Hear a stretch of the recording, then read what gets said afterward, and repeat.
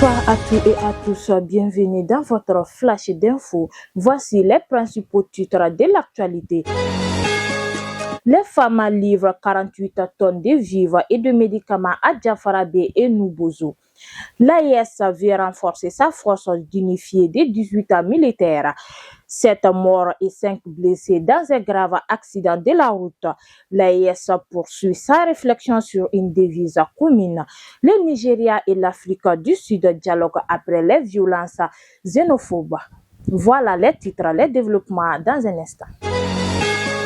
Les forces armées maliennes ont acheminé le 26 juillet 2026 48 tonnes de vivres et de médicaments vers Diafarabé et Nubozo dans les cercles de Ténoukou et Djéné, offerts par la présidence de la transition. Ce convoi vise à briser l'isolement et ces localités confrontées à de graves difficultés d'approvisionnement. Riz, lait, sucre, huile et produits de santé ont été distribués, illustrant l'engagement civilo-militaire de l'armée au-delà du seul cadre sécuritaire.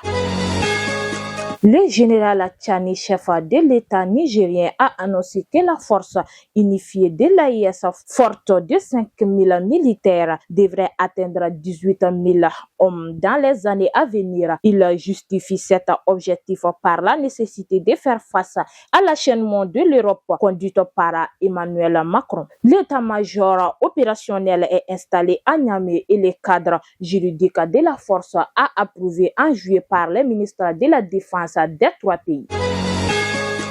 Un grave accident de circulation s'est produit dimanche sur la route nationale numéro 6 près de la forêt de Faya, impliquant un car de la campagne Ernono et un véhicule particulier. L'excès de vitesse de ces 2 conducteurs serait la cause probable. Le bilan provisoire fait l'état de 7 morts et 5 blessés évacués à CHUI Gabriel Touré. Le ministre des Transports a présenté ses condoléances et appelé à une stricte observance du code de la route. Le président de la Commission nationale au Burkina Faso, Bassoulma Bazié, a estimé que le projet éco porté par la CEDEAO se limite à un changement du nom du franc CFA. Sans réforme des mécanismes, il dénonce une trahison et assure que les 3 chefs d'État de l'AES travaillent à une orientation monétaire commune fondée sur une véritable souveraineté économique. Aucune décision officielle n'a encore été annoncée. Face à la récolte d'essence d'attaques ciblant les citoyens nigériens en Afrique du Sud, les ministres des Affaires étrangères des 2 pays ont échangé pour désamorcer les tensions. Un système d'alerte précoce et le renforcement des patrouilles sont à l'étude. Le Nigeria a déjà rapatrié 1490 ressortissants et réclamant les indemnisations. Pretoria a réaffirmé que ces actes criminels ne reflètent pas la position de son gouvernement. Aider un homme à se relever.